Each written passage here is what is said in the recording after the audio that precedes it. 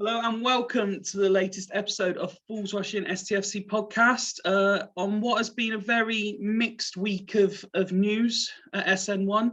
But to digest it all, we have a load of our regulars and our fairly regular special guest is back with us as well. So hello, Ben, how are you? Evening, Fifey. Yeah, I'm pretty well, thanks. Yourself? Yeah, very well, thank you. Warren, hello, pal. Good evening, mate. How are we doing? Yeah, very well as well, thank you, mate. Evening, Rich. Evening, mate. Good to have you back with us. You can make it this time. Yeah, cheers, guys. Sorry, a bit under the weather last week, but yeah, all back now. Oh, bless you. Woody, how are you, mate? Yeah, not too bad. I just remember we got Colchester this weekend. That's why Si's on. We have got Colchester, and that is why Si is with us. He's getting ready for his gloating. Just getting it. Well, see, this is why we always let Si come on before the game and never the episode after. How are you, mate? Yeah, good, thank you. Gee, I always thought you had me on for my company, not just because I'm a Colchester fan. Now I know the truth. Yeah, that's horrible, Woody. We have you on for all of your unique selling points that you bring to our episodes. International footballer for one. International footballer Yeah, for one. good- No one good else for offers that. Good for the views. That's it. It's ticking a box, isn't it? It's a selling point. Speaking of which, before we get into it, obviously you were telling us when you were on before sort of the end of last year, all the training camps and stuff you had planned. How's the start of the year gone for you, mate? So we've got our first camp this weekend. So I Nice. guess that's annoyingly because I missed the game on Saturday. So that's quite frustrating. But yeah, we had one that's cancelled due to COVID. So this weekend it all kicks off the first time. So we'll go up there, see how we get on. And yeah, just next time I come on, I'll be able to tell all about it. You must be really gutted, mate, to be missing Colchester against Swindon because you've got to go to an England camp. Like, my heart absolutely bleeds for you. Sorry, boys. Hey. I've got to play for England this weekend. Where Sorry. is your training camp, Si? Up in Crewe, we use Reese is it? College. It's the same place that Crewe Alexandra train at. Oh, cool. That sort of that neck of the world. But yeah, I know it's very first world problems, isn't it? Play for England, what's Colchester? Yeah, it's things, decisions you've got to make in life. Wishing you all the best, mate, and look forward to hearing all about it next time you're on. But you, if you don't mind, I'm just going to leave you sitting quietly in the corner for a bit because we have a Derby day to review. And yes, despite the conversation last week, it was confirmed via the vote and all the comments, Bristol Rovers is a derby, and we drew. Rich, as you're back with us, would you like to kick things off with well, it wasn't even a game of two halves, was it? No, it was about 20 minutes of us, and then the rest of Bristol Rovers, unfortunately. Just going quickly back to Derby, we sing Rovers get battered everywhere they go, don't we? So how that's not a derby anyway, I'll never know. But yeah, no. Back to the game. Yeah, it was bit of a shame. We came out the gates like we usually do. Well, at home anyway. And once we scored, we go back to our usual ways. We lay back, we sit back, and we just let them attack us. And I just can't understand why we do it. I personally thought we got a bit lucky against Port Vale from a goals point of view, because after we scored, they came back and they went up the other end and they scored. It was just lucky that we played some really good football after that. Looking at the Bristol Rovers game, we played great football up until the goal, and then we just sat back. They scored just before halftime. We never recovered. And, I don't think there's any bad performances out there on Saturday. I just thought as a team collectively, we just weren't, we weren't going through the motions. We didn't go through the gears. We didn't react to when they scored. We didn't push on after we scored, and it was disappointing, And I felt as if that game was up for the taking, to be honest. And disappointing, I think, is probably the best way to put it. And on that note, Warren, so obviously last week, those of us that were on were talking about how we'd lost a couple of players who'd been recalled from loan, for example. Do you think that must have had a bearing on it to be missing those types of players in that game? Yes and no. I still think the team we put out was strong enough to win the game. Definitely. I just think in the second half, it looked like two teams too afraid to lose the game rather than one taking it by the scruff of the neck and trying to win the game. As much as we say Rovers had a lot of possession in the second half, I don't recall them doing an awful lot with it and testing Ward an awful lot or doing anything really with it. We had a couple of moments, you know what I mean, on the counter attack where they committed a few men forward and we had chances on the break. But back to the first half, I think when we got the first goal, we had a little period where we were then in the ascendancy, and I felt if we would have got the second goal, I think Rovers' heads would have dropped and it would have been game over. I think we would have saw the game out at 2.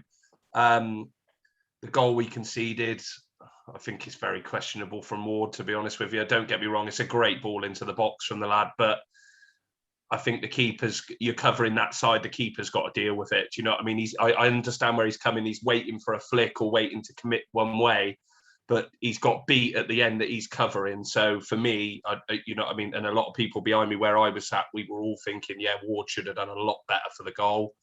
And it's a funny one, isn't it, with Ward? Because I feel 80 to 85% of the time, he gets praised for what he does, but there does seem to be this, it's not even that he's making mistakes as such, it's just whenever something goes wrong, it's there's very much the opinion of he really could and probably should have done better. Yeah, no, I agree. I think what kills him the comparison with him and Woolacott is that Woolacott is so much better with the ball at his feet. And the way that we want to play, we give the goalkeeper the ball. We want them to spread the ball out wide for us to find these little pockets or the spaces in between the lines. And Ward just at this present time is just not good enough. I don't doubt that he's a good shot stopper. He's a good solid keeper at this level. But for the way that we want to play football, Ward is just not that keeper for us. And Woolacott will be back in on Saturday, in my opinion. I don't think there's no doubt about that. I think Jojo will be back. And I think that's where we sit better because we just have that little bit more confidence. And I think it breeds confidence through the defence as well, that they've got someone they can give the ball to at the back end. And they know that he's going to find one of our players. I think there was a lot of frustration on the pitch I was watching when Ward was skewing balls out. And I'm not making this all about Ward because that's not the reason we drew the game, but just for the style that we play, I just don't feel he suits it for us. And that's why Jojo's better. I was just going to quickly pick up on Ward as well. I mean, he can't even kick a ball past the halfway line that I've noticed. He throws it further. He throws it. Yeah, he does. Yeah. I saw it against when we went to Mansfield. Literally, he absolutely lobbed it into the halfway into their half, and I thought, bloody hell, why can't you do that with your feet? And also, when he does have the ball at his feet in the box, he doesn't know what to do with it. Yeah. So yeah, it is, and I agree with Warren. I do think, Woolacott will certainly be back in between the sticks on Saturday, and I think it would be a bit of a sense of relief. Again, like Warren said, don't blame Ward for Saturday, but I just feel as if we need that communication at the back, and I don't feel as if Ward offers that at all. Yeah. Woody, our goal came via Simpson, as so many have done this season, and it turns out it's his it was sort of his farewell address, as it were. Yeah, I'm a bit glad I didn't get to speak about the Rovers game and my absolute disappointment at the game. Mate, but we're still very much on the subject. I'm just leading you in with a topic. I've got something to say about Rovers as well. So yeah, you fire away. I'm going to. Yeah, so, well, okay, I'll start with the game. Awful, all over. Everything about the game was dreadful.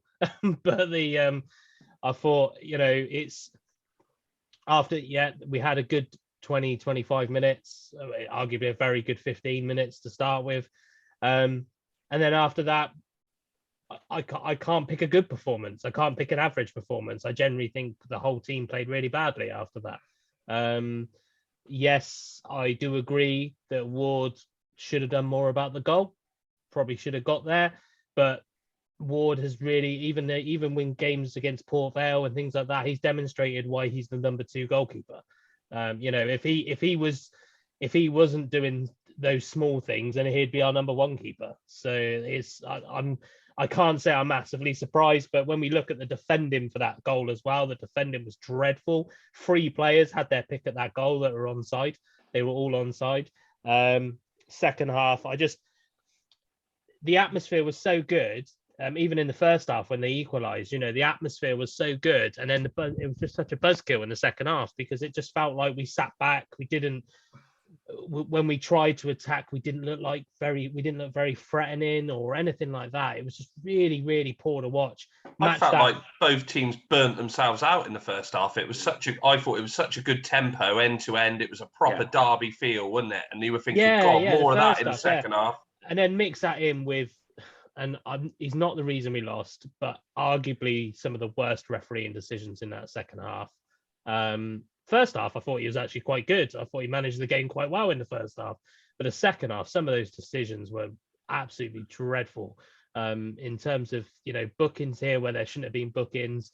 There was, I think O'Brien got pulled up for a challenge. The one that the one that Malcolm Cassidy has responded to on Twitter, where the mud's with the still up. photo with the mud coming up. I mean, it wasn't a foul, but the referee had a word with him after the game, after the event, to tell him to calm down. And I'm like, seriously, this is a bloody derby, or a rival match, as I would call it. So it was really frustrating. But on Simpson, what a goal, fantastic goal, to be fair to him. I would probably say that, again, that first 25 minutes, he was maybe one of our better players.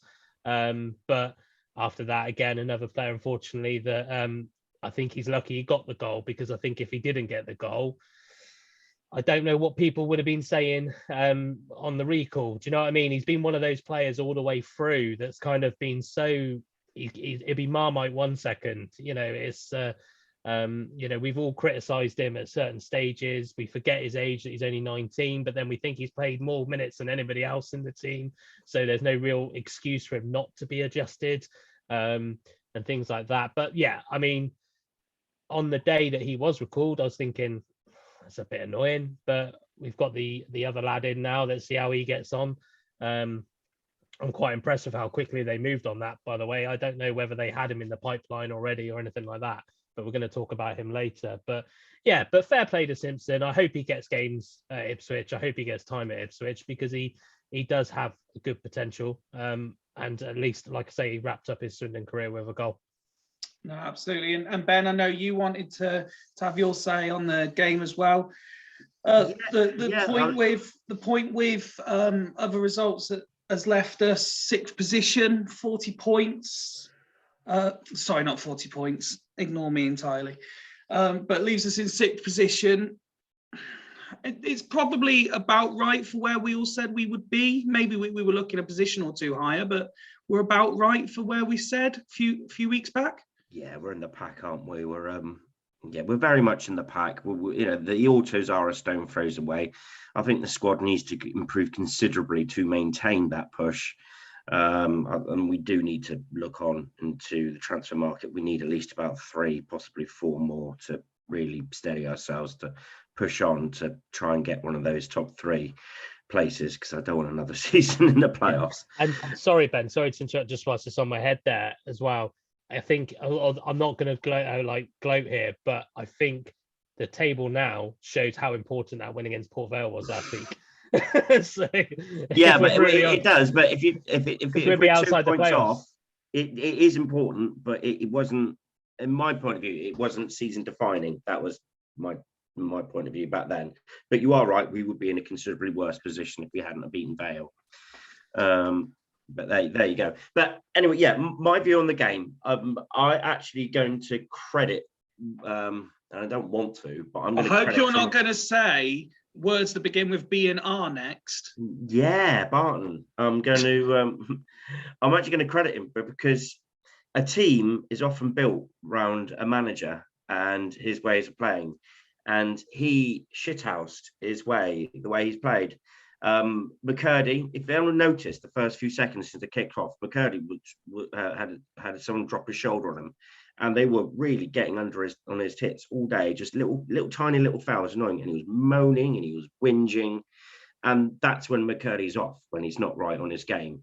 O'Brien, 4th game of his professional career, they stuck him in for special treatment as well. There was one especially little late one onto him in the first half. There was a couple other little dodgy, questionable tackles that the referee didn't stamp on because he was the newbie and they thought they could victimise him, stick him out then, hope to get a mistake on him. They gave Williams special treatment in the second half when games open up. Williams creates a lot of chances later on for Swindon when he's on the pitch, and they kept him quiet by digging at his ankles, a couple of late stamps, little bookings. And if you noticed, a bit like Harrogate, 6 or 7, 8 of their players, all different, all got yellow cards. So they all took it in turns. And it's Warren Barton, Joey Barton. Warren Barton. Warren Barton. Going back a few years. Joey Barton. It was a typical Joey Barton. It was his type of game. He loved it, and the referee let it happen.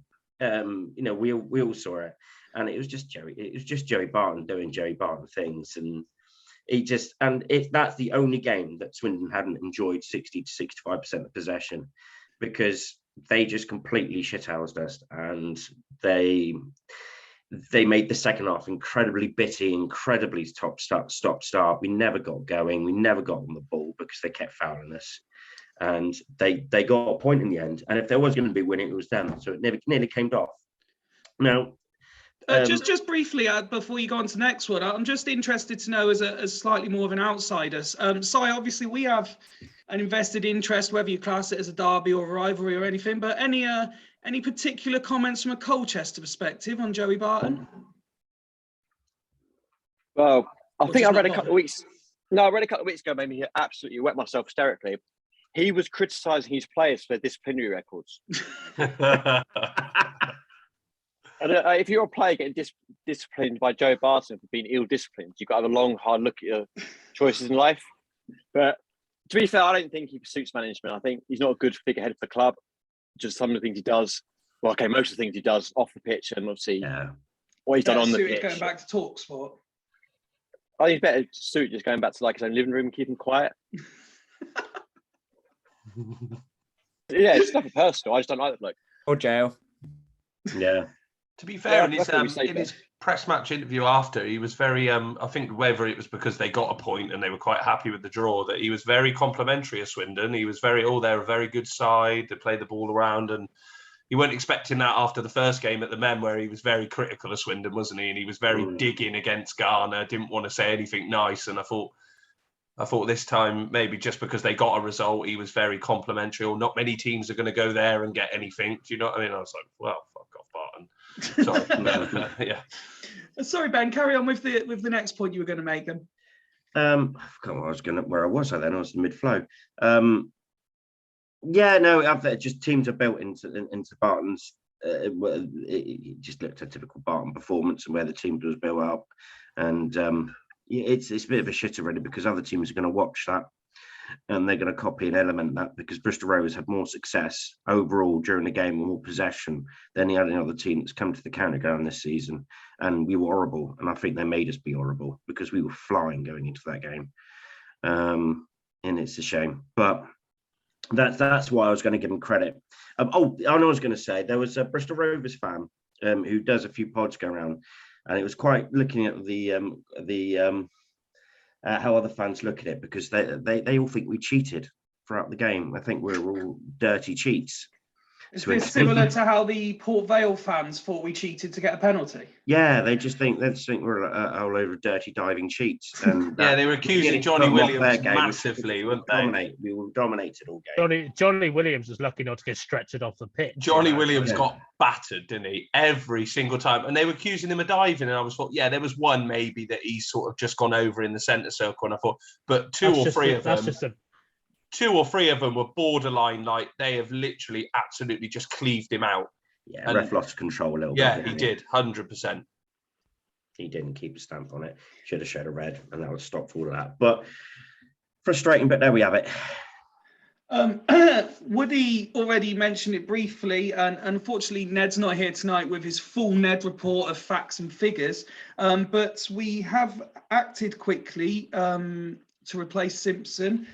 Bringing in Josh Davidson on loan next. I'll start maybe with Rich. Your thoughts on, like what he said, that the speed of the signing and calibre of the signing?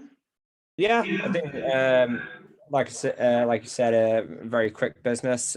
Just quickly going back to Simpson, I was actually very, very disappointed when I found out the news. Somebody actually messaged me the news, and I was like, oh, for God's sake. And I was actually saying to that person that he was actually one of my favorite players, and that song, every week singing that song was just absolutely amazing. I absolutely loved it.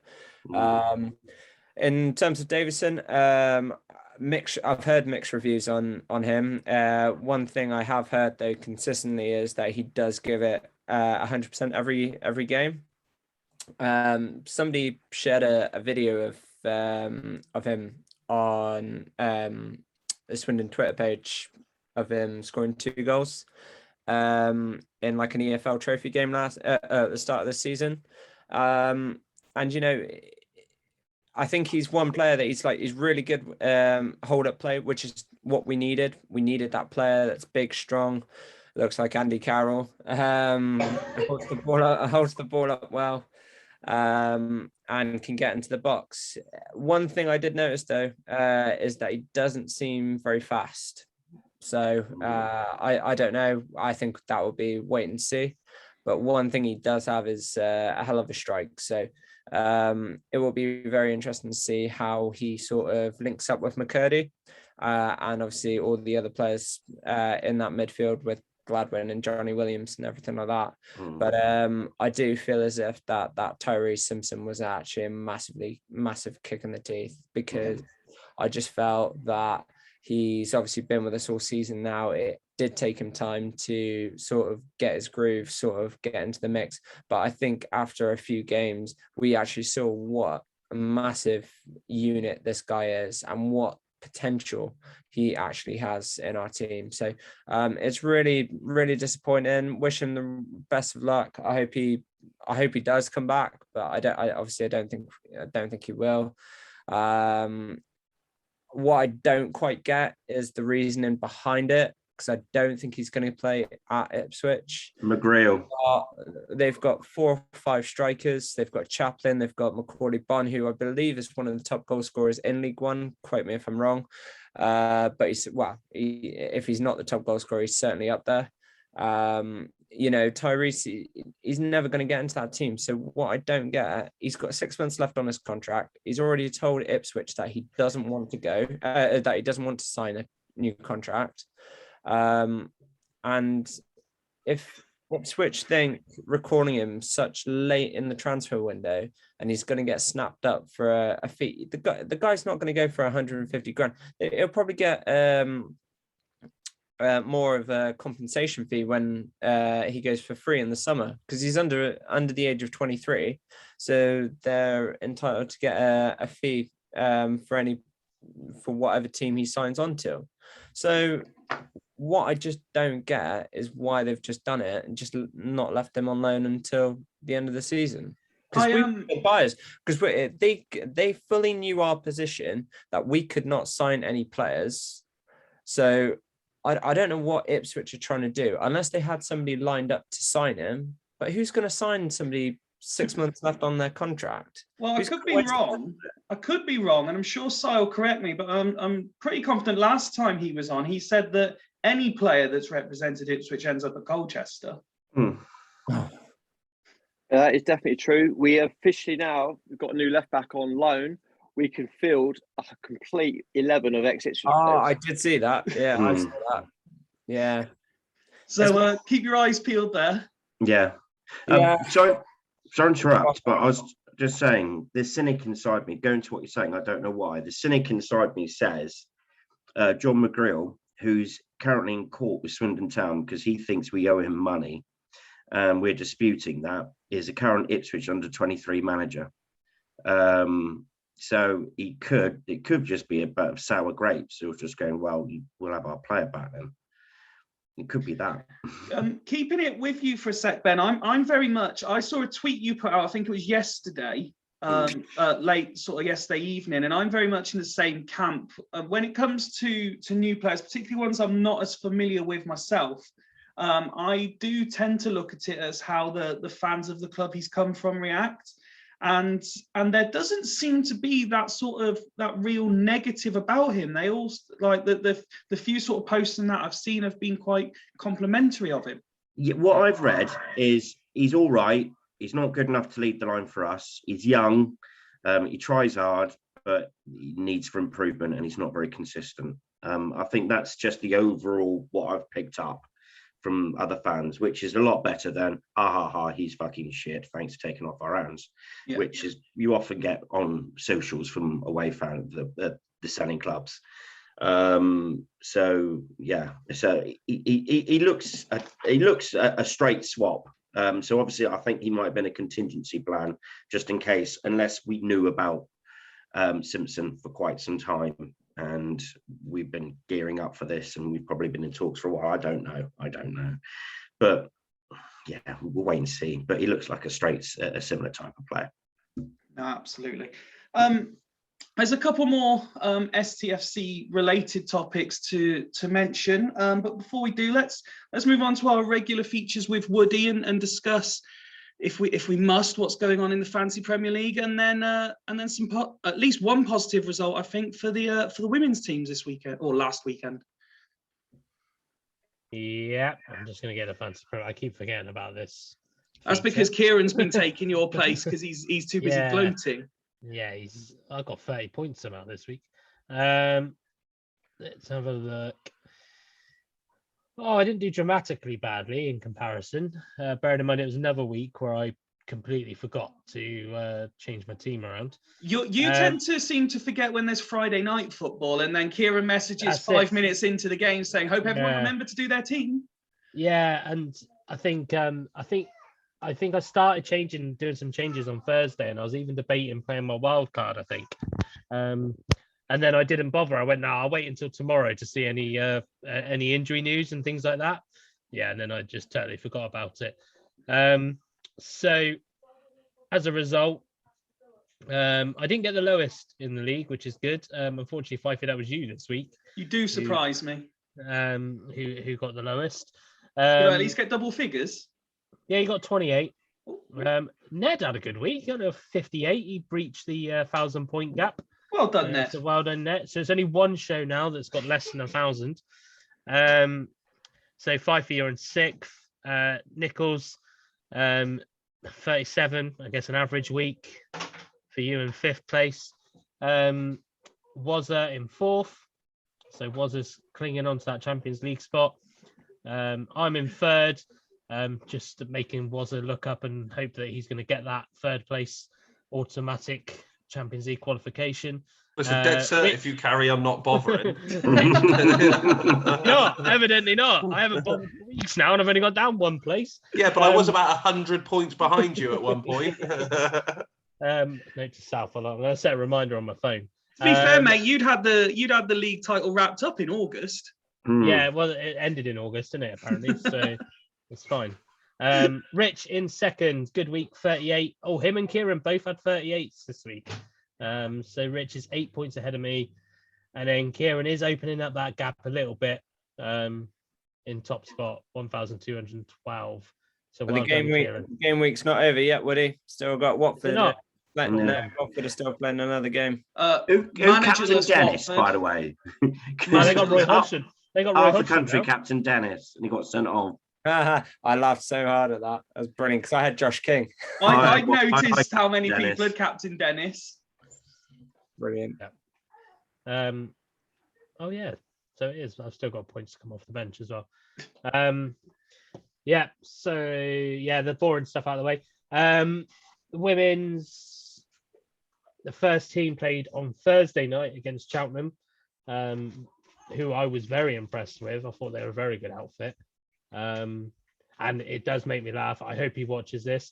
Their manager actually dresses in like casuals, like proper Pep Guardiola style casuals, which cracks me up for that level. But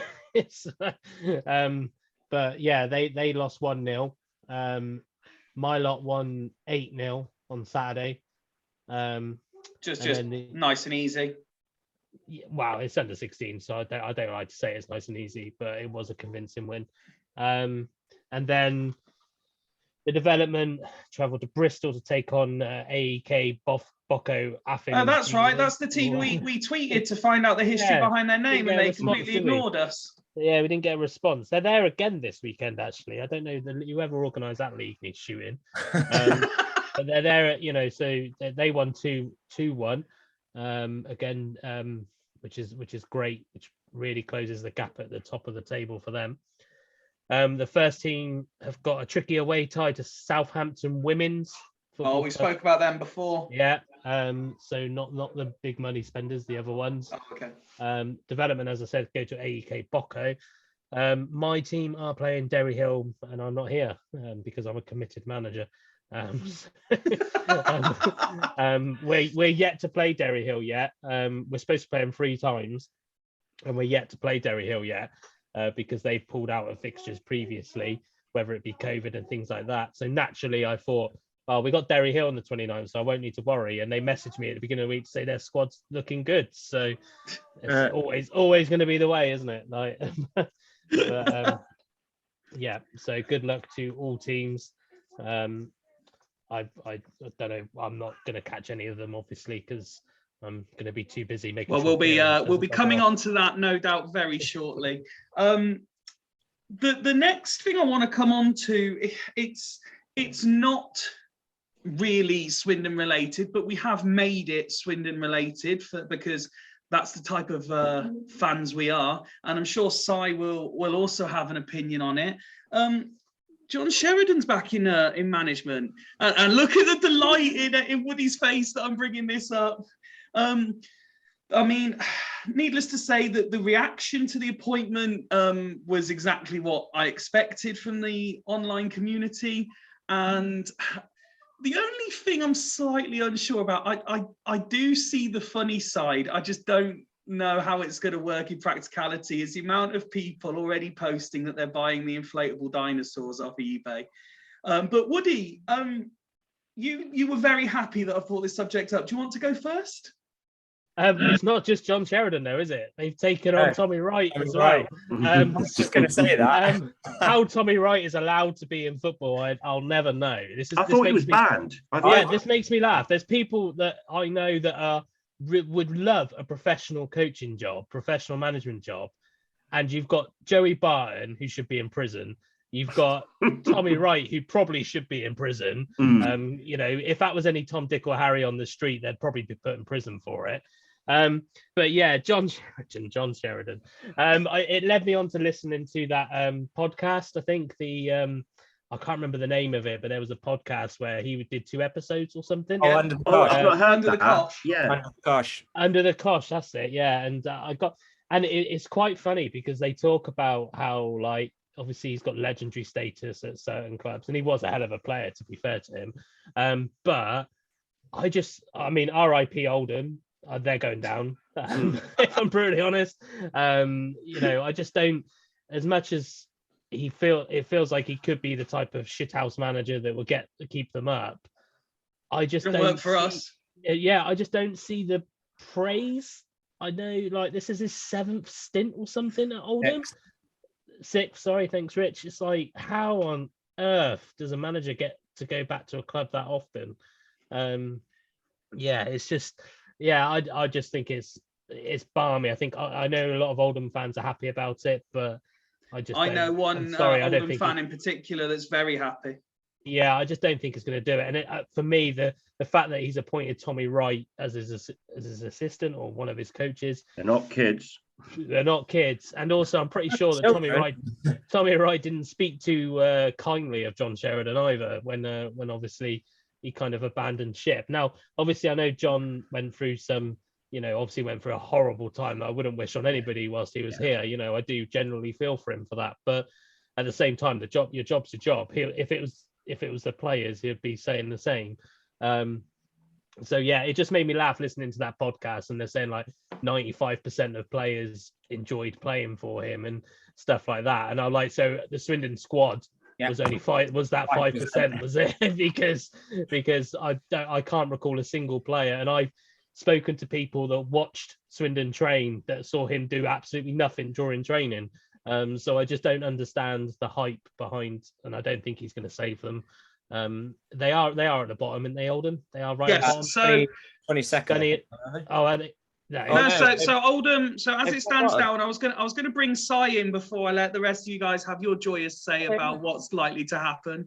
As it stands, Oldham are bottom, and they are 7 points, I believe it is, behind Colchester, who are a lot further down than a lot of people expected them to be. And I'm sure Sai will have a lot to say about that when we actually preview the game in a little bit.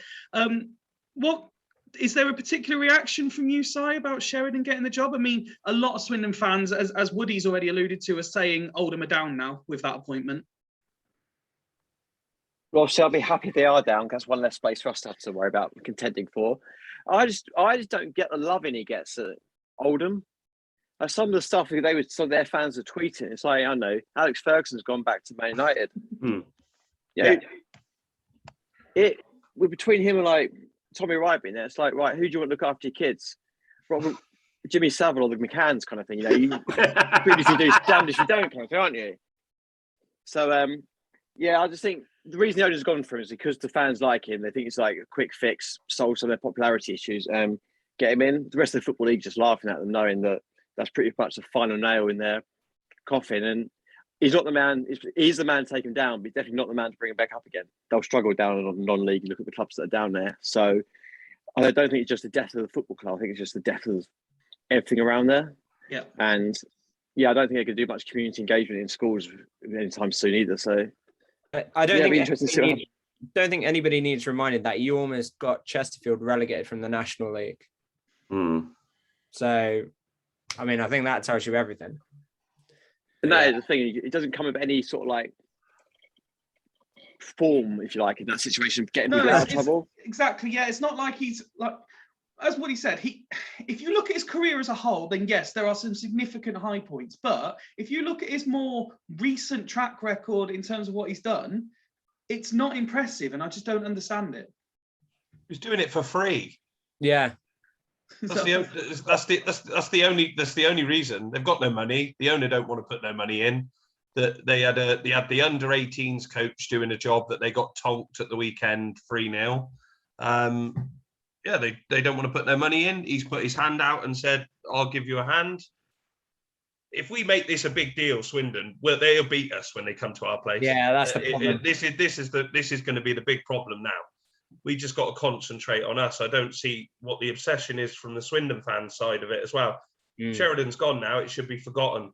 You know what I mean? I don't understand why we're still going on about it. And a lot of people put blame on Sheridan's door, and I was one of them as well. But come on, there was one person to blame, and that was Lee Power. And that was the reason for our club going wrong. It was shit football. It was shit. The players didn't get on with him. But he's going back to a club that he knows, and he said it. I watched his interview, funny enough, last night, just out of weirdness, thinking, just to hear what he said and see if he had a little dig about Swindon. Because you're one of those Swindon fans that's still obsessed with him. Yeah, 100%. I'm there to. I just wanted to listen just to see if there was anything said of what see what he wanted to say. And he's going into a club that he knows the fans are going to be straight on side with him, and it's a win-win for him, isn't it? Really, if they go down, no one expected anything. He's done it for free. From what they're saying, he's done it for free. If he keeps them up, his legendary status at that club goes up another notch, doesn't it? So it's one of those things that he's took a gamble. You know what I mean? The first few games when he was in charge for us, we fought like we beat Ipswich, didn't we? His first game in charge, didn't we? Away on the telly. Yep. Oh, that was the first game. Shrewsbury 3-3 draw. Yeah, we came from 3-1 down. Yeah, and then was it Ipswich on the telly? He was in the. Was that the second? Yeah, we did beat Ipswich on the telly. Yeah. That's for Christmas. Beat Oxford. He did beat Oxford. That was. Yeah. Do you know what I mean? There's games. Oh, hang on. Well, Woody's not happy about this. Tommy Broadbent. Tommy Broadbent. Yeah, but who chucked him on the top end of the pitch? Do you know what I mean? It's like. Yeah, but then if you also remember, Warren, I think it was the game straight after he did the same thing again. It didn't work, and everyone was like, "Why the fuck is he doing it again?" Yeah, he did it against Crew, didn't he? Damned if you do, damned if you don't. Do you know what I mean? And I just think if we carry on, he'll come to our place and he'll do us over. And it'll This is very much why I've raised it tonight, because again, I can see the funny side of this whole online thing, but I am very concerned that people will take it too seriously. It will actually become a thing, and we will get turned over and embarrassed, but because of our own actions. And 100%, I agree. Isn't that the game where there's free tickets as well for the season tickets? So we might actually have a half decent crowd as well.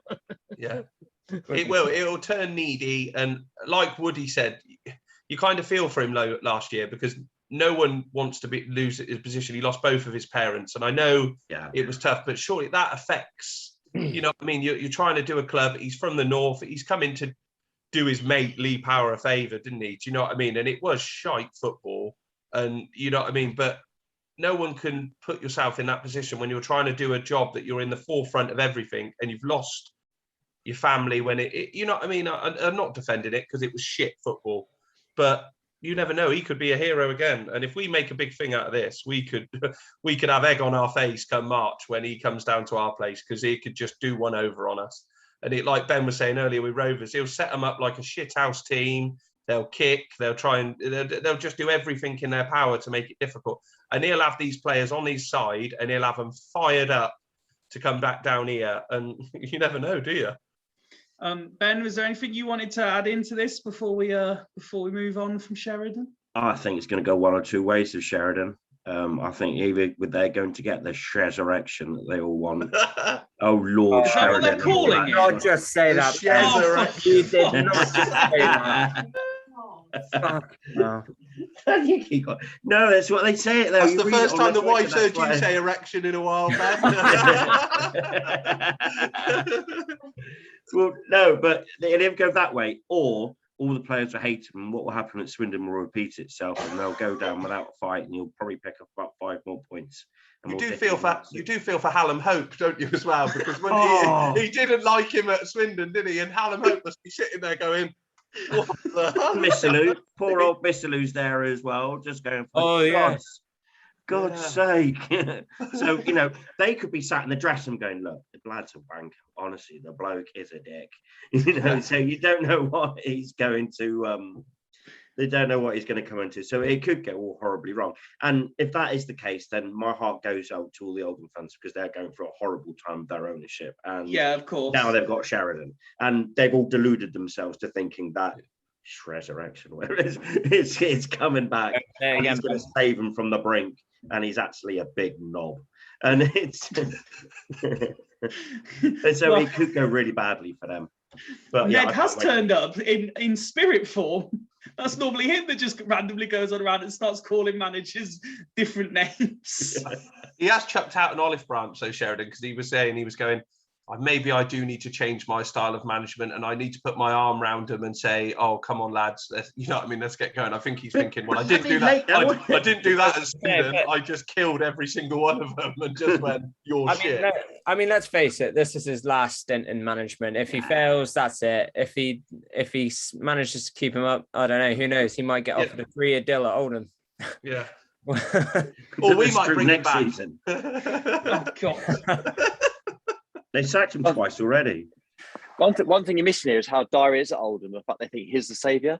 Yeah. That's kind of reading between the lines of how bad it is. That this guy's going Exactly. to save How us. bad must it be that you think John Sheridan is the answer? But mind you, that was the same as us this time last year, though, wasn't it? So it was like last resort. Like, you know, we didn't have any money, so we'd do it for free.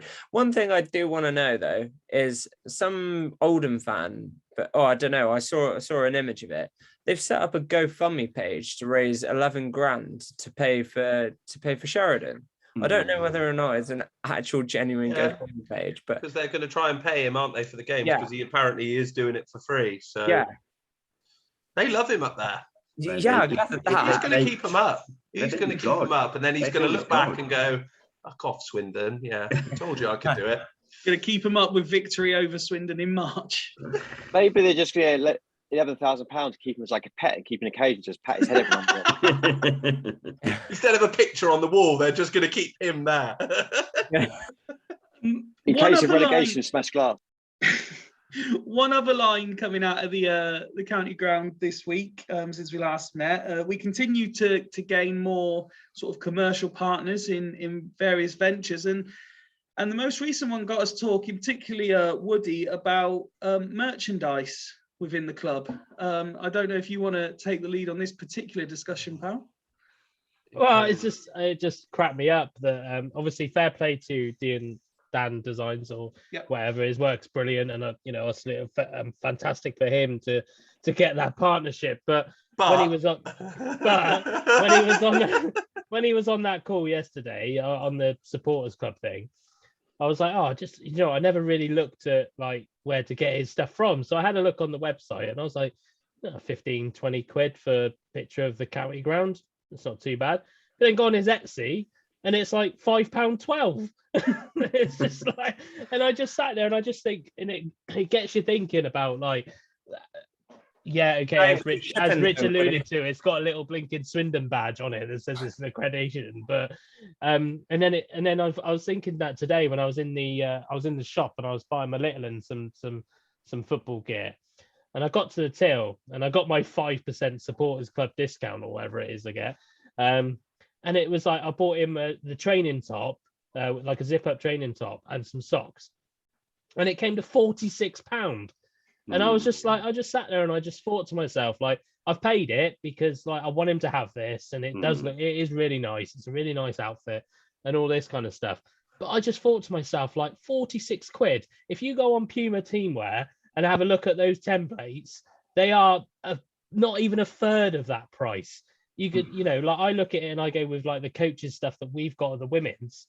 We don't get it directly from the club because it's so expensive. We go to Puma or a Puma supplier and get it, and then we put the printing on ourselves. And it just got me thinking, especially with kids stuff, like surely the aim of any club should be, we want the adults to buy jerseys, we want the kids to buy full kits. That should always be the aim. So why do prices of football kits just keep going up and up and up and up and up? It's like Ned said. Ned, when the black shirt came out, he was like, "That's 130 odd quid gone," because he's bought him and his. And I just think, what? I thought, what a rip off, really. Like, but we all, I mean, more to fool me because I'd still go out and buy it. But it just really got me thinking, and I was just interested to know what people's. Well, again, Ben, obviously you're a supporter who goes regular, and it's not just you. It's definitely a family affair. So you find it in exactly the same position. No, exactly. So it's like if we buy a new shirt, I don't buy one. I have to buy three, because we've got the two boys as well. And it was, how much was it for a full kit for Brad? We didn't have a full kit in the end because it's 35 for a shirt. Yeah, 35 quid, and like he's 6 for a shirt, and it's stupid amount of money, really, isn't it? Really, it's and it will last only a year. And it'll grow out. That's the annoying.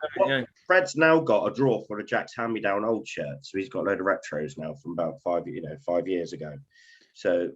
But this is the problem, and I think, Woody, you're right that as adult supporters who are we're invested now. We have our clubs, and I'll ask Si in a minute, and it'll be exactly the same with him. We're invested, so we're going to spend the money on that merchandise because we bleed red and white. It's what we do, but you need to bring through. So I know it probably doesn't work the business logic out, but for me, the point you're making, I agree, is that like if an adult top is X amount, that should virtually be the same price as a kid's kit. Like people will say the adult tops are too expensive as one-off purchases. Yes, I get that, and you wouldn't spend that necessarily on a normal t-shirt. As you say, you could go to suppliers and get the template ones, but we do it because we know we're always going to do it as fans. B, because we know it does help the club buying the merchandise. But you're right. When it comes to kids stuff, I think there should be a certain viewpoint from it that you're not going to. If you're spending, say, I don't know, 55 quid on an adult's t-shirt, you're not going to go and spend 45 quid on a kid's t-shirt and another 20 quid on the shorts and another 15 quid on the socks, etc., because it's not just that. It's all the other stuff that you can get, and the variety of merchandise can be brilliant. Of course it can, and that is where you generate the revenue from. But you cannot exploit. I don't want to use the word exploit, but it's the only one that's coming to mind to really drive home the point, because especially, and with the situation it is now, people, unfortunately, because of pandemics and stuff, that some people have lost jobs. You know, everyone's situation isn't exactly how it was 2 years ago. And income for anyone isn't what it was 2 years ago. Money is different, and they can't keep hiking the prices up, in my opinion. I mean, Si, from your perspective, I imagine you see exactly the same thing. Oh, totally. Especially when you like got first kit, second kits. One thing we do well, though, to be fair as a club, is our away strip always becomes the following season's third strip. So if you want to keep up the strips, you only got to obviously buy 2 new ones, because the one from last year carries over. That makes sense. That's quite a good little, It's quite cool. Yeah. a good little thing we do. This year, whether it's because they had so much stock from the pandemic over, I don't know. We didn't change our kits this year, giving people a chance to wear the ones they bought last year. So every now and again, we do sort of come and we do something well, and it works out. But yeah, I agree. It's how expensive it is, because my son George, if I get one, he wants one. Every time we go to the shop, he wants to get something else. And like I say, the price doesn't marry up to, you know, how much you actually pay, like an adult shirt than a kid's shirt. Okay, you've got X amount less material, but it's not X amount less in price. So, but I think that's just football as a whole. It just tries to bleed the fans dry in any way, shape, or form. Well, that was the point of the blackout shirt, wasn't it? You know, we've worn it once, and it, you know, we sold it masses. I bought one. I've still got it tags on it, some upstairs in my drawer. But you know, we won't wear it again. Just bought it once. Worth a few quid in the future, but it's just a money maker. So on the subject, Rich, as a younger guy, obviously, but still in adulthood now, how are you? Where's your viewpoint on this? Because we've all looked at it kind of as dads with kids at the moment. Yeah, no, of course. Like, you know, with me, I could just go out and just buy a shirt tomorrow and I wouldn't flinch. But you know, I do. How to make friends and influence people. I should say. It's like calling on peasants. Hang on. So I still live at home. I still, you know, I pay whatever. Sponges off mum and like dad. Sponges off mum and dad. That's what he does. So no, so like for me, I could. Dad needs to put your rent up, mate. Don't tell him that. No, but seriously though, no. But from my perspective, I don't have kids. I don't have a mortgage. I don't have anything like that. So for me, I could just tomorrow go tomorrow and buy a shirt, and it wouldn't really bother me. But I think the more I get older, the more that I'll start to, obviously, you know, I would say, yeah, no, I don't envy it. And I don't think I don't think we should be like renewing our shirt every year. I think it is a good, and I like how Colchester do theirs. So they, whatever away kit they have the previous season, they use as their third kit. I do think that's a very good incentive. And, you know, I think, and one other thing I think one team is doing, and I don't believe it's Forest Green, but I think there is a team next year that are doing like they're keeping their kit. Isn't it a Premier League team that's doing it? Yes, I heard that they're not going to change their kits, are they? They're just going to, I think it's more to do with the carbon footprint and all stuff. Yeah. I think a lot of teams have been saying. That's it. That's right.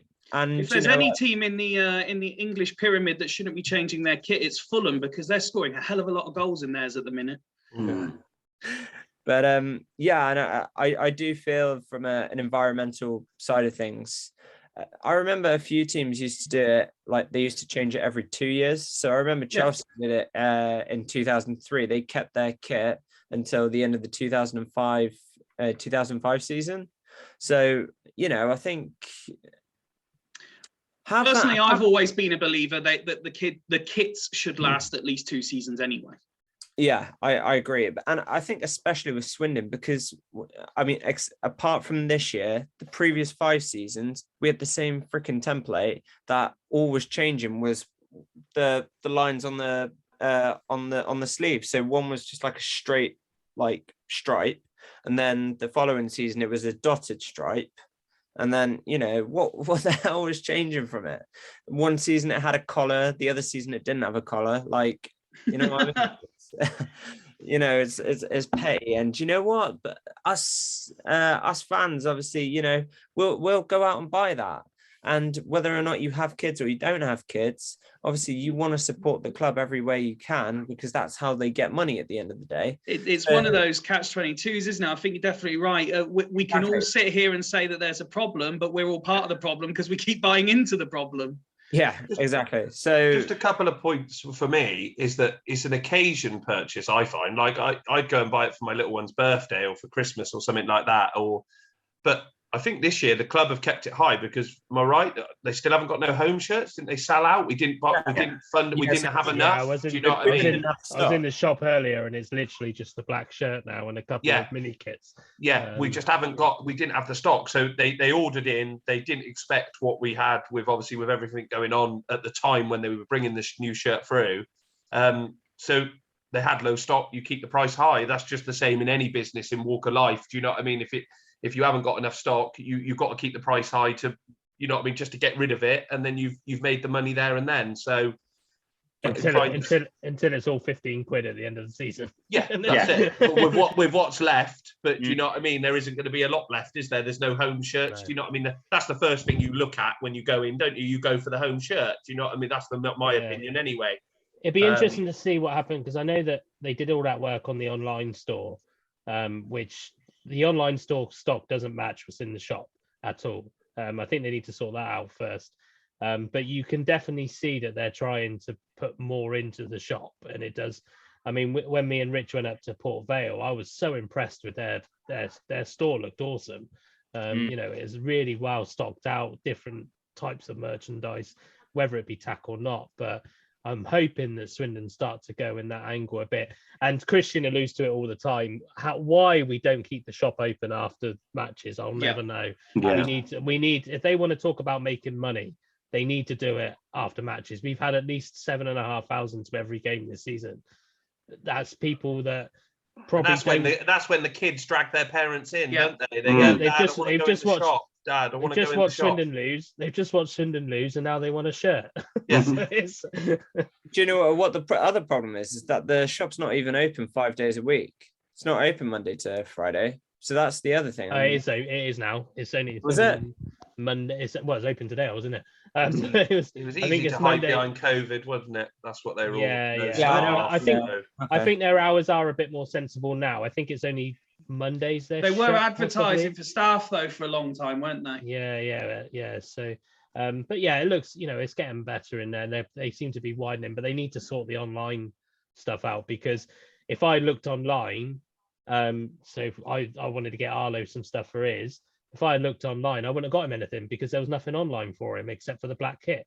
But then when I went in the shop, there was actually quite a bit for him. There was no kits apart from the black kit.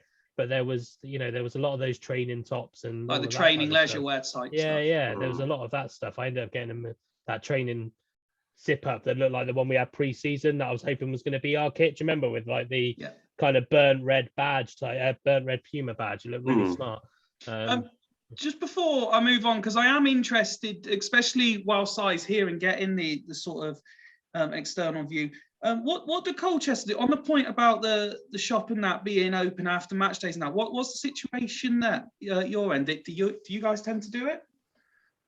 Yeah, it's open quite early on match days and is open after the game, because I think you see it sometimes. You've got Colchester have actually won a game. The kids are like, oh, I want a shirt, I want this, I want that, and they sort of get dragged around. It's right next to ticket office as well. So people that buy the tickets will say upcoming games. Many times then, Si, this year. No, maybe that's the only reason they keep it open, because it's such a one-off. They can afford to pay the staff. Oh, they'll be flying in on Saturday. Well, speaking, that's a neat little segue there, Warren. Because next up, we have got Si here because we have got Colchester next up. I think it's only fair we let our guests give us the opposition view before we all say how really confident we are, and then do the cliche, but we are playing Colchester, so we're going to lose 3-0. Sure. So, Si, needless to say, it's not necessarily been the season you were expecting at the start when we were all talking previews, and there's been a fair bit recently particularly from your chairman, that's not exactly gone down popular. But then in the build up to playing Swindon, you go and win a game. So yeah, I think if we were talking this time last week, I was currently on my way home from Sutton after what was probably the worst performance of the season. Up to that point, Colchester had always managed to surprise me. As I was like, okay, the good news is we can't play any worse. In the next game, we actually managed to go and excel ourselves and play even worse. So, but now Mullins has gone at long last. It's now a breath of fresh air in the club. We've got Wayne Brown come in, caretaker, bring in understanding what I think it means to be a Colchester player, bring a bit of passion and understanding back to the fan base and team. And yeah, we absolutely destroyed Salford. And to be fair, the scoreline actually flattered them a little bit. It should have been 6-7 if we'd have actually taken the chances we had. Against you guys on Saturday, it's going to be the real test. You know, we've had that manager bounce now. Is it the real deal? Are the squad going to push on and make a run for, well, safety more than anything, really? Yes, I think you guys can be the real test. Yes, we traditionally will get points against you, but how the season's going, I think anything's possible. And if you come and actually do attack and put us on the back foot quickly, we could have some problems. We are very bad at conceding early goals and then struggling to get back into games, equalise, and also try and push on for points. So I think it's going to be tighter than some people expect, given what happened last Saturday. I'm still confident we'll be able to pull something out of the bag. I think even a draw will be disappointing to us. And you say about how you got the new manager bounce and you're hoping to get a positive result in terms of pushing on towards safety. As we sit here now, are you still relatively confident that you are going to stay up or even push towards mid-table, or do you think you're very much in a relegation scrap and anything could yet happen? I think, again, in the last week, everything's changed. I was up until Mullins left, we are going to struggle. We were literally relying on two teams being worse than us. You know, it was almost like Oldham appointing their new manager done us a favour, kind of thing. And obviously Scunthorpe had started picking up points, so it was a little bit squeaky bum times. Actually, Stevenage were winning. Borough beat us, so it wasn't looking too great. Then suddenly, you know, a weeks-long time in football, we've had a big turnaround. Yep. The squad's playing to what we expected the squad to be playing like, with the players we brought in not the summer and January. Andrew's come from Wimbledon. So, yeah, now I think we should be aiming for mid-table, if not, dare I say it, a last grasp sudden surge towards the playoffs. There's always one team that comes from nowhere to get in there.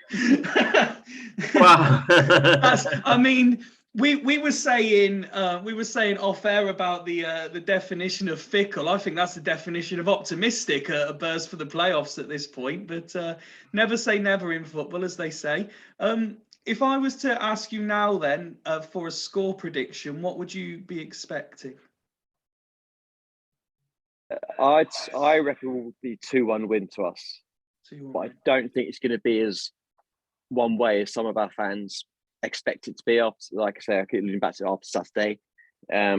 If you said to me last week, I will give you a point at Salford, I'd have taken it and laughed at the host wanting to give up 2 points. So obviously everything can happen. But yeah, 2-1, I think you'll give us a much tighter game to expect. It wouldn't even surprise me we went behind and had to try and claw it back from somewhere. So it should be a good encounter. It should be a good day out for everyone that is going. And just one last one before I throw it over to the guys. Something else we were obviously talking about before we started recording.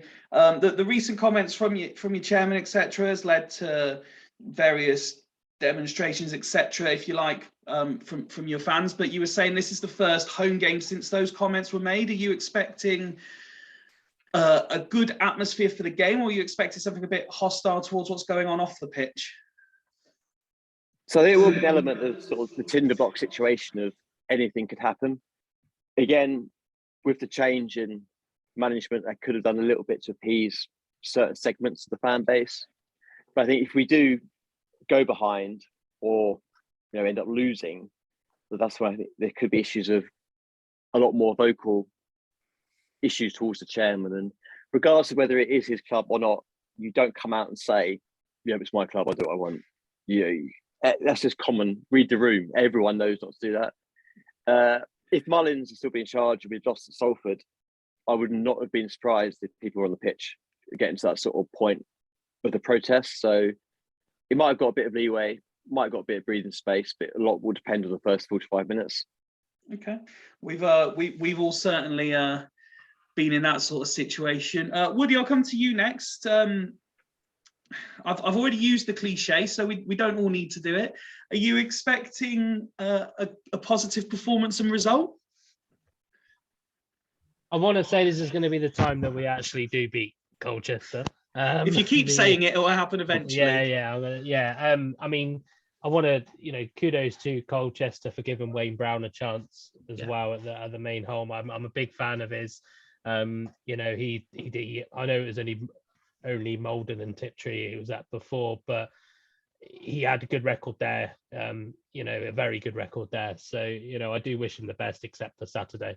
But yeah, I think we will win. I think it's going to be a tight game, as it pretty much always is when we go to Colchester, even though they normally do beat us.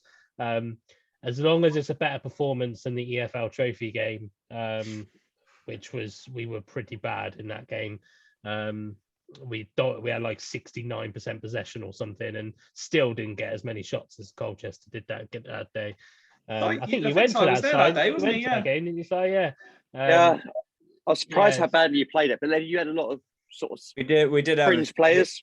Yeah, but I think either way is we had a lot. But when you have that amount of possession, you expect to see shots turned out of it, really. But yeah, I think I'm going to go. I think they will score. So you must have an ex-player of ours who will probably score against us. No, remember they've got 11 Ipswich players. Oh yes. So they're probably they're going to sign Tyrese Simpson.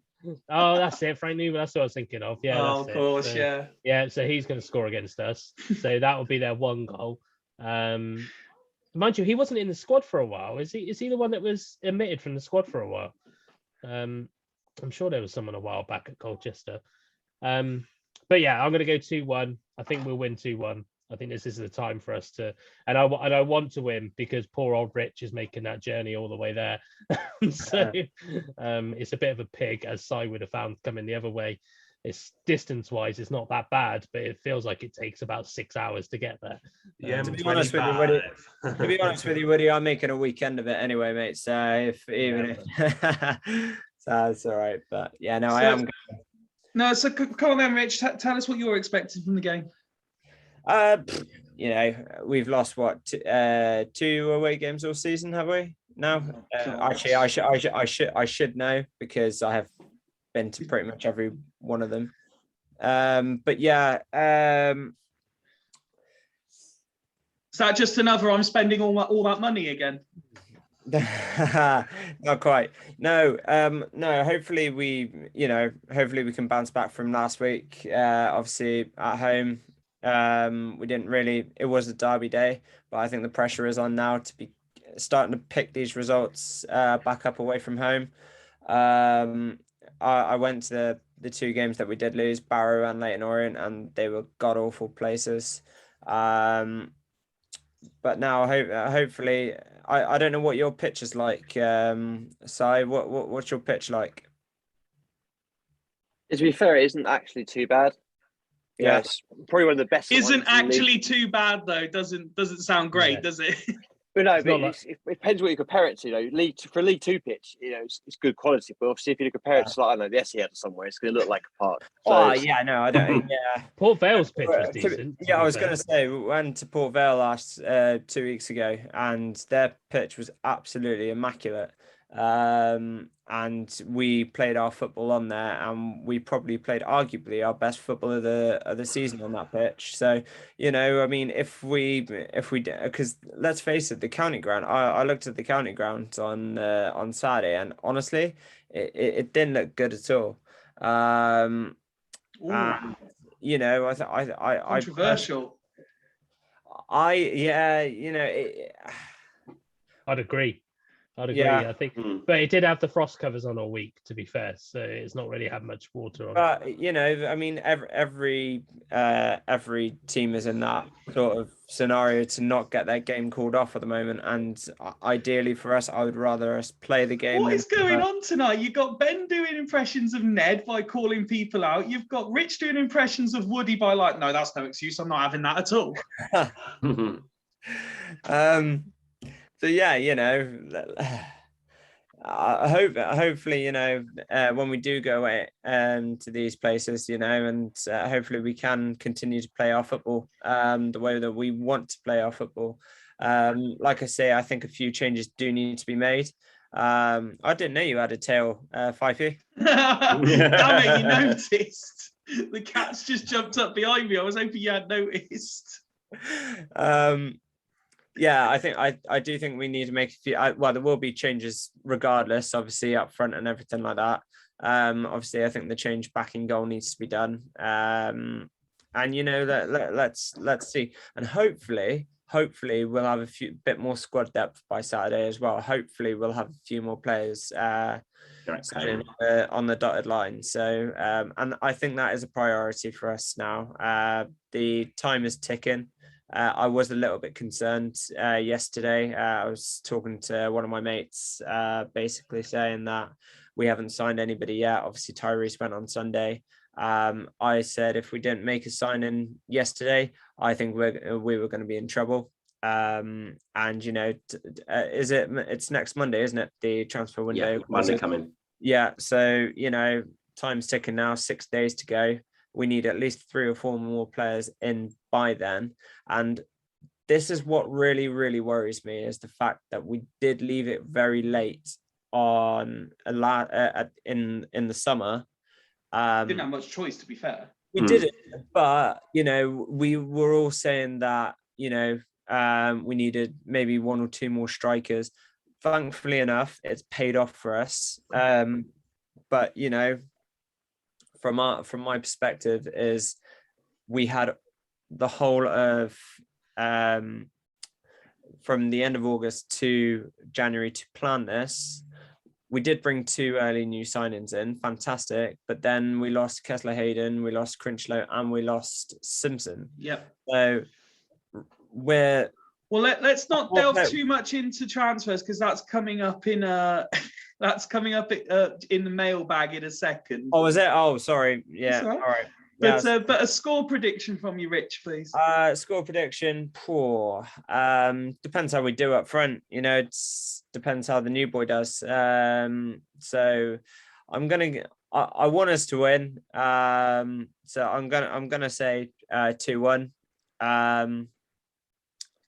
But you know, Colchester are yeah, I knew it was coming. Our bogey team. So yeah, I think I'll leave it at that. Warren. First goal will win the game. Like Si said, I think if we get the first goal, I think they'll have to come on to us. Their fans may get on the back. You know what I mean? It's all things that could happen. For me, we've got a better 11. I think we've got more match winners. I think, you know what I mean? I think it all points in a favour for us. They could still get that new manager bounce. But I fancy us on Saturday. I think after the result on Saturday, I think we feel that when we draw a game that we feel maybe we should have won, we always come out and give a better performance the next time. And I think that'll happen Saturday. I think they'll be fired up. They'll want to get another win to push us back up towards those automatic promotion spots. And yeah, I fancy us Saturday. I think the first goal is key. But yeah, I think we'll win the game. Okay, Ben? Actually, echo what Wazza says, actually. I think first goal is very important. Colchester are a bit of a crest of wave, new manager bounce. Home fans will be up for it. They're off the back of a good win. You can tell by size prediction that they're all pretty confident and they'll be well up for it. So it could be quite an entertaining first encounter. If they score first, then we might well be up against it a little bit, because their fans will be right up for it. They'll be spying 2 wins and 2 and a bit of momentum and a push up the league, and all the enthusiasm that gives them. If we take the lead and if we get there early and we get a grip on the game, it might be a bit of an eye roll, and here we go again, and shut the home fans up, and then we can sort of gauge possession as we usually do and sort of control the game. So yeah, first goal important. If we can get into half-time level or 1-0 up, then I fancy us. It's always with Swindon is how we perform. Always. No disrespect to opposition, and I say this every time we play a game against another team. If we play our style of football in this league and we get the chance to, and we take the lead, we control a game. And I know it didn't happen against Rovers, but Derby's a little bit different. But for us, if we can keep the ball, we play our football, we win games. And if we don't perform to that level and we give the ball away and we're sloppy and we give teams a chance to get opportunities, then we're going to lose. But yeah, I fancy us massively, like Ben said. Yeah, absolutely. Well, thank you very much, gentlemen. Before I open the mailbag to conclude this week, Woody, your Fife, have you escaped a prediction again? I just asked the questions. Stop trying to avoid these predictions. I just asked the questions, mate. You guys are the stars. I just pay for Zoom and let you guys ramble. I think you said off air. I think you said off air that we were going to trounce them. I think you said, didn't you? You just didn't want to say it to sign out, did you? Yeah, probably. It was in the group. You said, 5 or 6. You said 5 or 6 by half time. You said. I heard you say you've always loved Southend. Cole, you shit them 6-0. Up the Southend. Colchester's best player is that mannequin behind Sai. That's what you said. Phil Brown, Farmy Army. Ever the optimist, I'm going to say that we will win 3-1. Oh. There you go. There you go.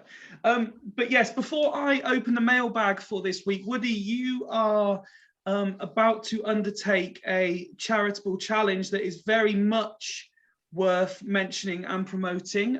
So while I prepare the mailbag, if you'd like to just let everyone know what you'll be doing throughout February. Well, so some of you may know that I used to try and do quite a bit of charity work for the charity group Sands. There is a personal affection in my family, but we're doing, me and my, I guess, brother-in-law is the correct term, we're doing a gaming challenge, something that I've never done before. Now, I like games, but I'm no gamer by any means.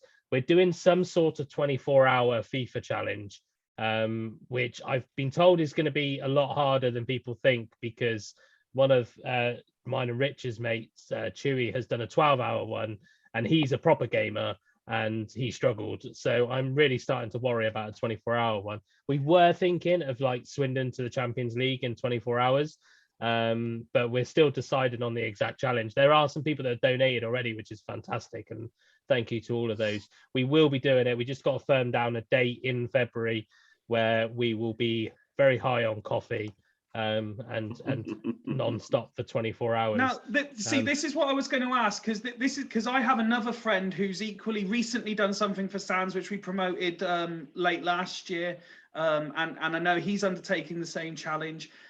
But it was the one thing I wasn't sure of. Are you doing 24 hours straight, or is it you're doing it 24 hours over the course of February, but it's live streamed? It'll be 24 hours straight, and it'll be live streamed. So with that prompted my question to you, Fifey, the other day, about using Twitch and things like that. That's the other logistics we've got to get around in terms of making that. It will happen. It's definitely no toilet breaks, Woody, either. No toilet break. That'd be interesting for the webcam. No toilet. Just sat on the toilet with a long. Yes, we're gonna have to come up with some. Have to come up with some sensible rules, I think. But the aim is literally just, it will kill Jay and I. Jay's a bit of a gamer, but it would kill us both. But where I'm not particularly good at any type of game, that's why we've chosen FIFA. You'll be a FIFA pro at the end, mate. Yeah. So we're just trying to think of a challenge that will get interest. We were thinking about ultimate team challenges and things like that, but we generally might just stick on a really, relatively harder difficulty on a career mode or something and try and get Swindon to the Champions League in 24 hours or something, if that's even possible mathematically. I don't know, but Did an amateur level, you probably could. So surprised you didn't get Cam McGlippin involved, would he? Oh, yeah, that wouldn't have been a bad shot, would it? Yeah, but yeah. So, but Well- yeah, we will communicate out. I have got a Facebook fundraiser already on Yeah. the go, which Jay and I are both in. There's loads of people across the country, as you said, Fifa doing it, and I wish everybody the best of luck. But No, we absolutely. evidently looking at it 24 hours straight of gaming is probably going to be a bit insane. But the things you do, I'll probably do it on a Friday as well, and then have to coach the girls on a Saturday.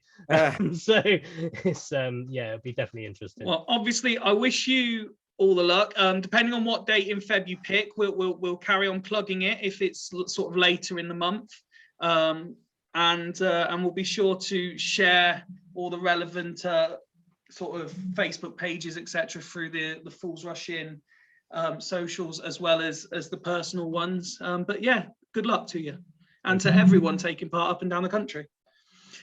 Let's conclude then with the mailbag, and I will ask the questions, but I will try and mold them a little bit so Si can answer, because we're hoping we'll get a few Colchester fans watching this with our international celebrity on the show tonight. So question one actually comes from our very own Ben, who likes to throw in, and basically, as I believe, was it Woody who actually put in our WhatsApp group, Ben's just asked the same question every week, but with different words. But Ben's question was, what positions do we need to improve before the deadline? Rich, I will ask you first. Centre half, left back, right back, and striker. So you think we need 4? Yeah, definitely need 4 players. Okay. Woody? Yeah, I think I'd echo Rich's on that. I don't think we're too worried in the middle of the park. Maybe we could do with maybe a bit of a young Springer in there, but other than that, yeah, centre back, right back I'm more comfortable with. So definitely centre back, definitely left back, and definitely a striker. So 3. I was just going to say with Hunt, I do think we need another option because he is very predictable at times. So I just think we need that more creativity. That's what I think Kessler Hayden really what was different to him. It depends what system we're going to play as well. Are we going to change our system with this Davison coming in? I don't know. If we're going to go 4 at the back, I've got no qualms with having Hunt back there. In fact, to be fair, if we went 3 at the back, I think Hunt did a bloody great job at centre back.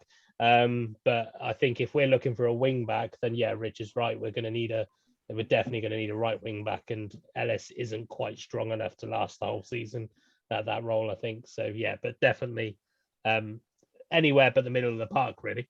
Okay. And in goal. Warren? Yeah, I echo what the lads say. Wing backs massively. If we're going to play, I don't think people appreciate that how difficult it is when you're playing wing backs at 3 at the back. Like, the reason Hunt and Iandolo play that position is probably because they are probably one of the fittest in our squad, probably because they get up and down the pitch.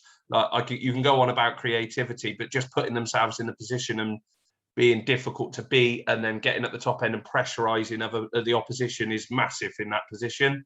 Hunt is like Mr. Consistent as well. It would feel harsh to drop him. I personally think with Hunt, I think he's got better creative-wise since Garner's come in. I think he puts some decent balls in the box now. He always ends up, I think for his height, he wins a lot more headers than you expect him to win. I think he's very good at the back stick when the ball comes into the box. I think it's just more of a confidence thing. I think he gets into those positions when he's meant to shoot, he freezes. He had one at Mansfield where it was coming across and he had a chance to shoot and score, but he decided to try and cross it, and it was just picking the right positions. But I think it's just more about the competition aspect. I don't think it's more about that Hunt and Iandolo are not good enough. I think it's just adding that bit of competition. There in centre half is, I think centre half's another one. But I don't think it'll be as key. I think you want to try and stick with the 3 at the back, the 3 that play. I think if we can keep with O'Brien, Odemayo and Conroy, I know we don't like him, but Bowdry's coming back to some sort of fitness. He can do a job. You know what I mean? At this level, he can do a job. I know people say his legs are gone, but he's an experienced head.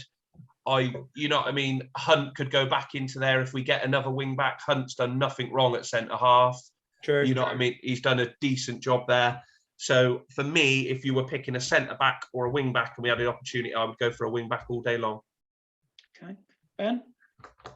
2 wing backs, obviously same as Echo as everyone. We need wing backs. With 2 wing backs, Hunt can sort of slot into that centre back or right centre back position. So I don't think that's as important because he's done brilliant when he's done it. I think he can help out. Obviously, a striker. We need someone as well as Davison, because Davison gets injured, we're screwed. Also, maybe, especially if we let Grant go, I'll come back with midfielder. Someone gets a little bit of fighting, a little bite in midfielder, box to box, number 8 type. Wouldn't mind one of them as well, just to give it a bit of a readier rotate. But yeah, that so 3 or 4. And will you be getting the tie out ready in case we are recording on deadline day as well, Ben? Getting the tie out again like we did previously. Yeah, get the ties out. We've got to record on deadline day, haven't we? Yeah. That's got to be in the calendar Got sorted. to be in the calendar already. I don't own In our anything yellow contract. though. I've got to be honest. There's nothing yellow in my household. I didn't until I was gifted this. Yeah. We've got to see if Fifey's going to bin any of us off. Absolutely not. Absolutely not. I'm telling me off to low strangers. Woody's agent's already requesting a new contract, and Rich's agent's clearly already got one because he could just pop into the shop tomorrow and buy a t-shirt. Colchester wise, what are you guys still hoping to do in January? No, you've fallen foul for the. You got a case of the Woodies and not unmuted yourself. Is that any better? There you go. Hey, it's technology. I was like, what's going on?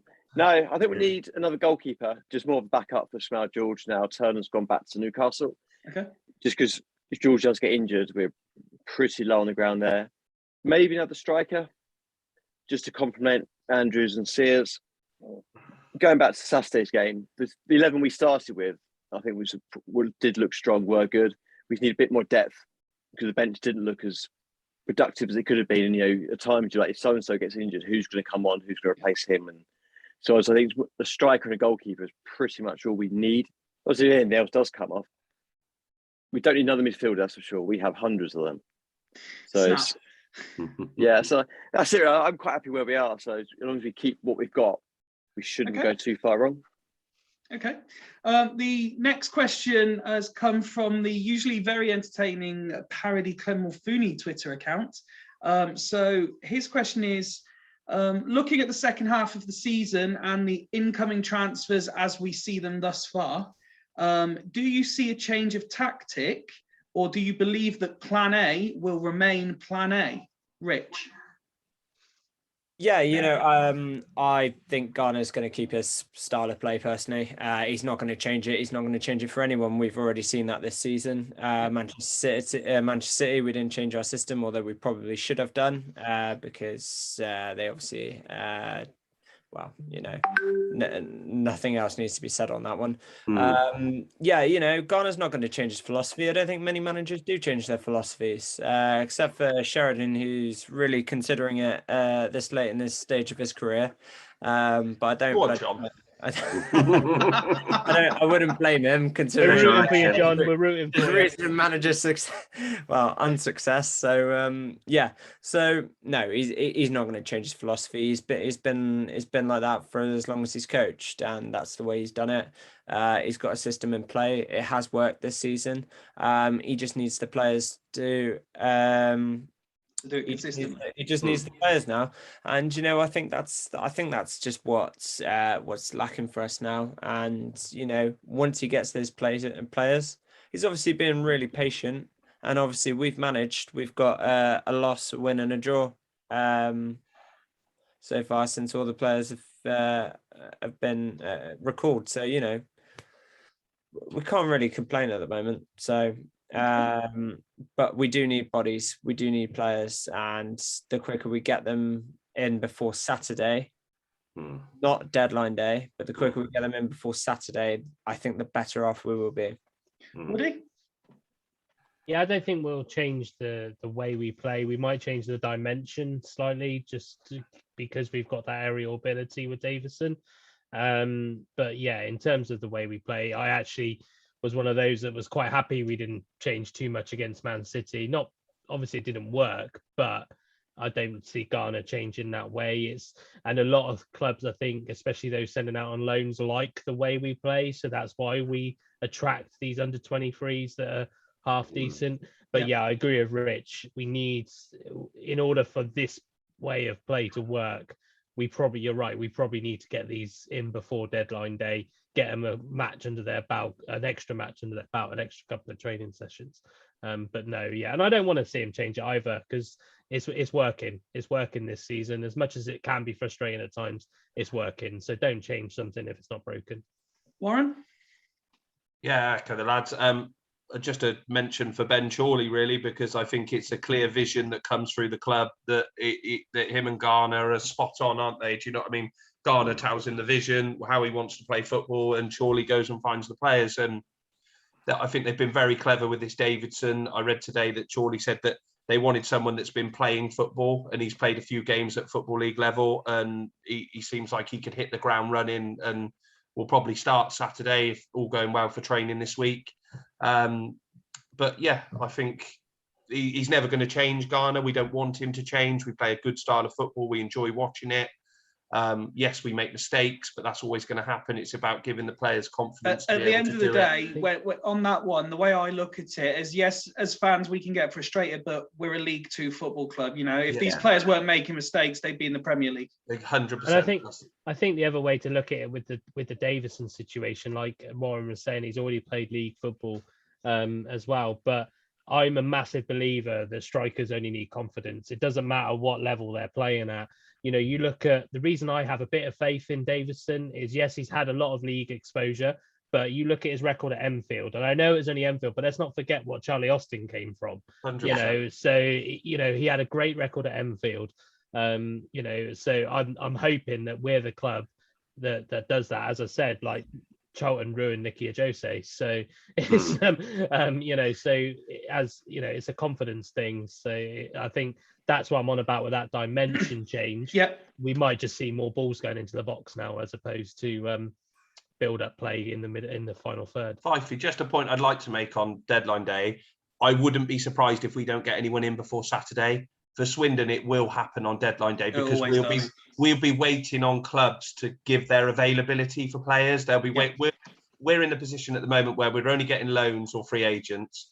Free agents we're not going to want to get, because if they haven't been training with clubs or are not fit enough, we need players that are going to hit the ground running. So we're going to be waiting on loan players of clubs that are going to bring in players to be able to release players. And then that will mean that we'll be waiting on deadline day. So I wouldn't be panicking if we don't get the 2 or 3 in by Saturday. I honestly think that they will get this game Saturday done with the squad that we've got. And we might get a couple in before then, but I wouldn't be surprised if Sunday and Monday are the big days where we knuckle down to do business, where we're trying to save, you know what I mean, the pennies or whatever we've got. And Chorley works his magic, because I think that's the way that they'll do it. And they'll be waiting on clubs to go, we'll have a list of targets, and they'll be waiting on that one, the top one, to come available. They won't panic. We don't need to panic, do we? All disrespect, if we don't win on Saturday, we don't win on Saturday. We don't need to panic. And I think they'll be waiting for their top target, the top targets in the positions that they've got, and they'll wait as long as they possibly can. So saying that, Warren, apparently I heard that we've got that former West Ham lad. Apparently he's still on trial with us.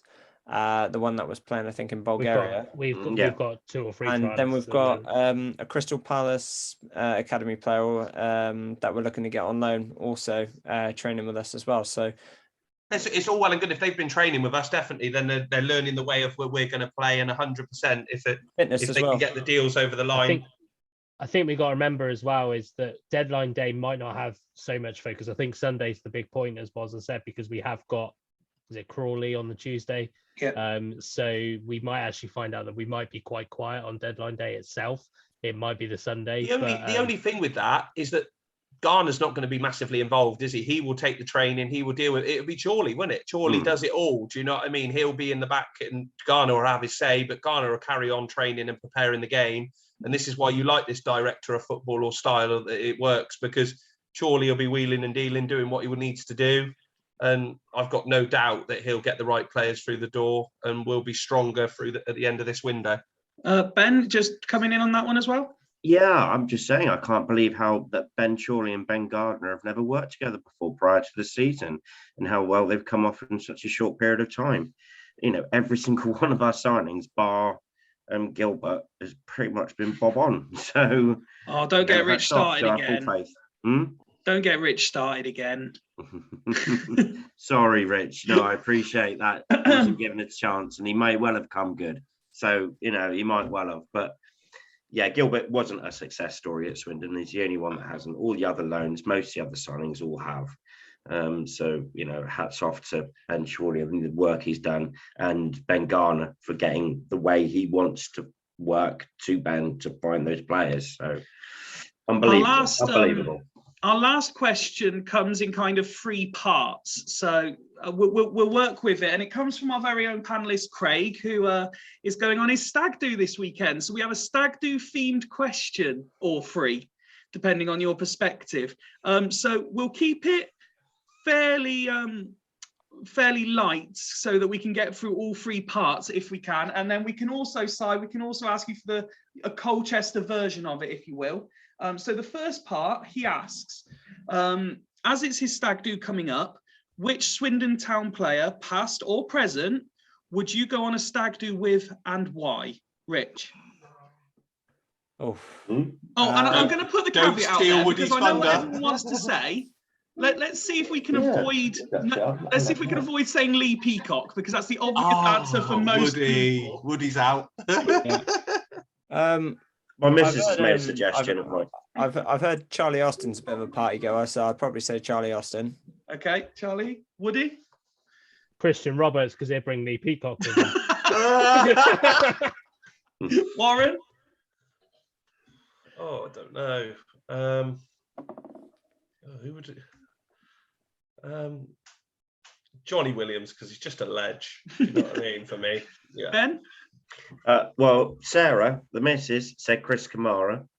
And Cammy, it'd be quite good. And meet Simon Ferry.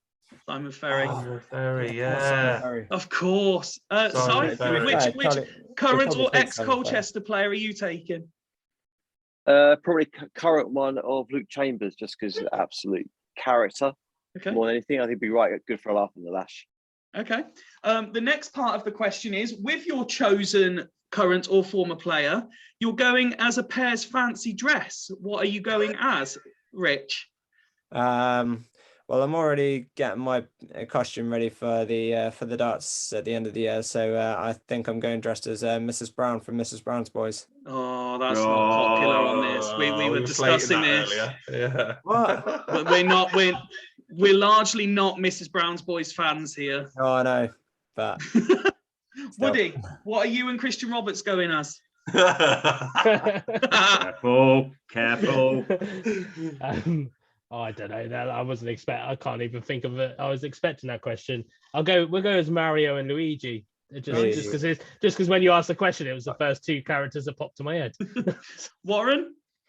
I quite liked it when the Swindon players all went and got COVID from London. I thought Johnny Williams looked great as a leprechaun. I thought he looked brilliant. So he would. I don't know what I'd go as, but I'd stick Johnny Williams back in a leprechaun. You could go as the pot of gold. That's it. I am the pot of gold. Yeah, brilliant. Yeah. I'm definitely a pot. You know what I mean? So yeah. So I wouldn't say gold, but yeah. With Simon Ferry, it could be anything. Absolutely anything. He could you just go in your underpants with Simon Ferry. In your speedos. Yeah. You do speedos or Rocky Horror Show. That's probably what you do. Si, fancy dress? It's not. I don't think I've got an answer for. I saw it caught me on the hop. This one. It's not football related. I don't know. What would be quite funny? I think Minions would be quite funny to go as. Oh, yeah. I think you always attract attention doing that. Now, I'm quite interested to see if Si's happy to answer the third part of this, or if he wants to stay very neutral or not. But the rest of you will have an opinion. The third part is, if all the members of the Fools Rush In podcast went on the stag do, who is most likely to get arrested? Rich. Oh my goodness, it's the easiest part. No, see, we said this off air, but I'm avoiding the obvious answers again. Rich. If if we're not Avoiding going the for it, obvious. if we're not going for the obvious, if Who's I the was on obvious? the if I was on the stag do, it'd probably be me because I'd just answer every remark. He'd be there splashing his cash about, and then he. I'd just be bribing the officers. Woody? One show. Just 'cause One I wanna show. pick him. One One show. show. One He'd show. only be He there can't. for one night of the Yeah, weekend. yeah. He'll be there for an hour and then he'll bugger off, and then we'll find him in a cell somewhere. Warren?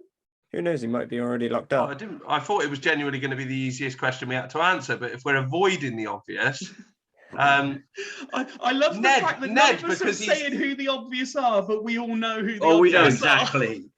I'm going to go Ned, because after the Christmas night out, he was out till the latest. We didn't know where he went after, and you know what I mean. Like, he could have been in a police cell. all we knew. I probably would have been if I was allowed in anywhere else, but nobody would let me in. So I Oh, just well, fucked off me and home. Woody got in the kebab house. Don't worry about that. Oh, Ben? Do you know what? I'm going to say Woody. And do you know for the reasons? Because for being stitched up by the two obvious ones when they Yes, and he's the last man 100%. standing, not knowing what's going on. You're and going to then have to just take the never This flak is- follow. for him. This was Yeah, so he completely takes it for hypothetical, him Ben. unwittingly and unknowingly. This is After this being was meant to be stitched. hypothetical, Ben, not what actually is going to happen at the weekend. Well, I've been considering the answer to this was the one I was interested in answering, and given that I know one or two members of the panel, whether here or not, have very recently been put into Facebook jail or Twitter jail for various comments they've made, Oh, yeah, I Ben. might suggest that surprisingly Ben would be the one that gets arrested, and it'd be for something completely innocuous that he didn't even know he'd done. Oh, I tweeted something again. Si, it's entirely up to you if you want to pick one of us to be thrown into stag do jail, or if you want to play the nice guy and say no. Do it, Si. To be really honest, judging by you guys obviously still alive, I don't believe any of you would go swoop as low as doing anything to get ourselves arrested on a fine night out. What a gent, Si. What a gent Si is. Good man. Thank you. If very somebody much. didn't come to the Fools Rushing Christmas do.